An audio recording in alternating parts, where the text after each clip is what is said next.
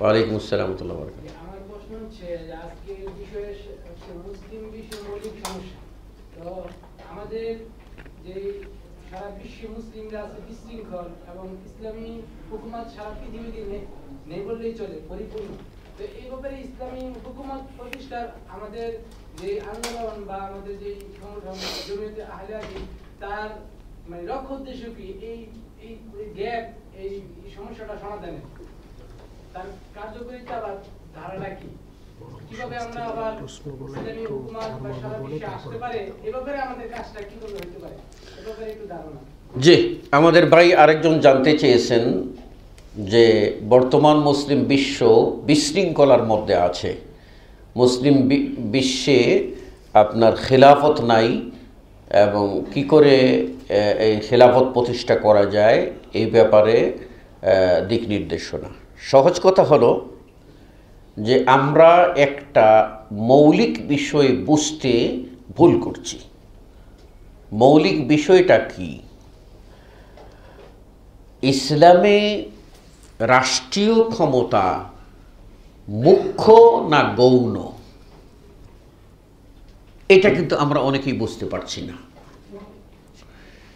রাষ্ট্রীয় ক্ষমতা কি মূল না ইসলামের একটি শাখা? যদি মূল বলি তাহলে ইসলামের কোনো কার্যক্রমই কবুল হবে না যতক্ষণ না পর্যন্ত ওই মূলটা প্রতিষ্ঠিত হবে। কথা বুঝতে পেরেছেন? আর শাখা যদি বলি তাহলে আমাদের কার্যক্রম যা করছি এই সব পদক্ষেপ, ভালো পদক্ষেপ, পজিটিভ কর্মগুলি সবগুলি আমাদের কি হবে? আমলনামায় যুক্ত হবে। আর শাখাটা যদি আমরা পেয়ে যাই তাহলে সেটা আমাদের কি হবে? পূর্ণাঙ্গতা লাভ করবে। কথাটা বুঝে নেন। মুসলিমদের ভিতরে সর্বপ্রথম ইমানের রুকুন রাসূল সাল্লাল্লাহু আলাইহি ওয়াসাল্লাম দিয়ে গেছেন 6টি। ইমানের রুকুন কয়টা? 6টা। আর শিয়ারা ইমানের রুকুন একটা বাড়িয়েছেন। শিয়াদের কাছে ইমানের রুকুনের একটি অন্যতম রুকুন হলো ইমামতকে বিশ্বাস করা, খিলাফতকে বিশ্বাস করা। যে ব্যক্তি খিলাফত প্রতিষ্ঠা করবে না, ইমামতকে বিশ্বাস করবে না, তার কোনো আমল আল্লাহ রাব্বুল আলামিন কবুল করবেন না। এটা হলো শিয়াদের বক্তব্য। বুঝতে পেরেছেন? আর এই বক্তব্য দ্বারা প্রভাবিত হয়ে আমাদের মুসলিমদের অনেকেও বলা শুরু করছেন যে মানে হুকুমত বা ক্ষমতাই হচ্ছে মূল, ক্ষমতাই হচ্ছে মূল। নামাজ, রোজা, হজ, যাকাত ইত্যাদি ওই মূল ইবাদত পাওয়ার সহায়ক, এগুলি মূল না। কথা বুঝতে পারছেন? এই বক্তব্য দেওয়া শুরু করেছেন আর এই বক্তব্যের পিছনে মেহনত করছেন। আর মেহনতটা এইরকম যে আসলটা যে করে হোক পেতে হবে, যে করেই হোক পেতে হবে। ওটা কি? ক্ষমতা। এখন ক্ষমতায় যাওয়ার জন্য প্রয়োজনে কি করতে হতে পারে? যে সকল কাজ ক্ষমতায় যাওয়ার জন্য করতে হয় সব কাজই তাদের কাছে বৈধ, কারণ মূল হলো ওটা। এখন এটাই যদি মূল হইয়া থাকে, হুকুমত মূল হয়ে থাকে, যে পৃথিবীতে লক্ষ লক্ষ নবী, সংখ্যা আমরা জানি না, আর রসুলদের সংখ্যা আমরা জানি, সেটা হলো বদরের সাহাবীদের সংখ্যার মতো 313 থেকে 15 জন, 17 জন এরকম। তাহলে লক্ষ লক্ষ নবী পৃথিবীতে এসেছিলেন।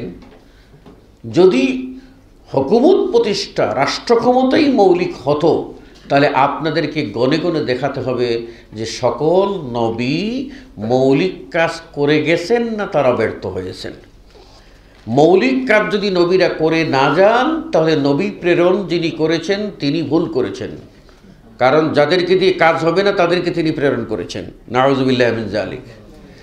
আর যদি নবীরা গাফলতি করে থাকেন, তাহলে আল্লাহ বিশ্বাস করে তাদেরকে এত বড় দায়িত্ব দিলেন, তারা গাদ্দারি করলেন নবীরা, নাউযুবিল্লাহ মিন যালিক। হতে পারে সেটা? হতে পারে। অথচ ইতিহাস খুলে আপনাদেরকে পড়তে বলবো, পৃথিবীতে 4 জন নবী ছাড়া আর কেউ রাষ্ট্রীয় ক্ষমতা পান নাই। কথা বুঝতে পেরেছেন কিনা? তাহলে বোঝা গেল রাষ্ট্রীয় ক্ষমতাটা মূল না, মূলটা সব নবী করে গেছে। বুঝে আসছে? সব নবী বিজয়ী মূল কাজে।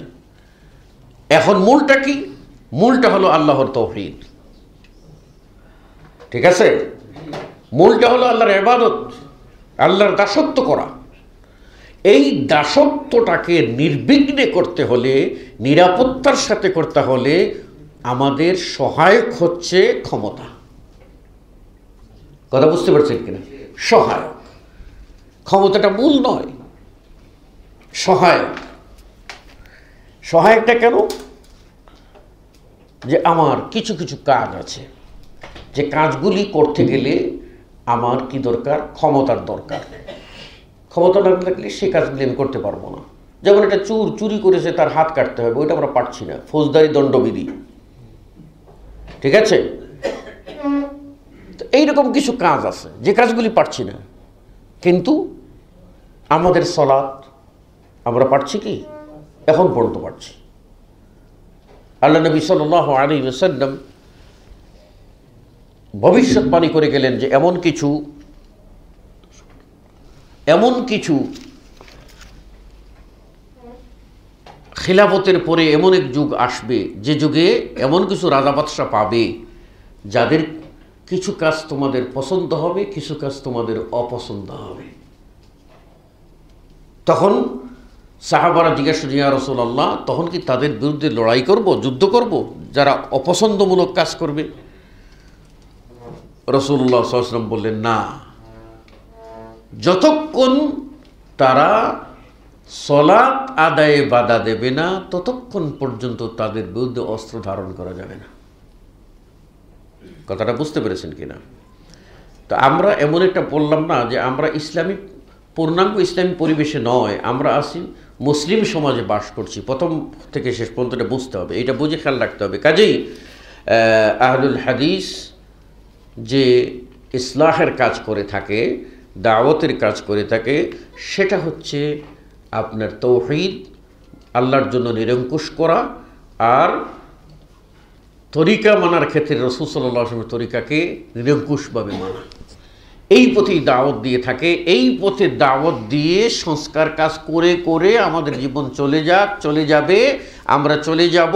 এটাই হবে আমাদের মিশন। যেমন করে নবীরা কাজ করে গেছেন, তাদের মিশন।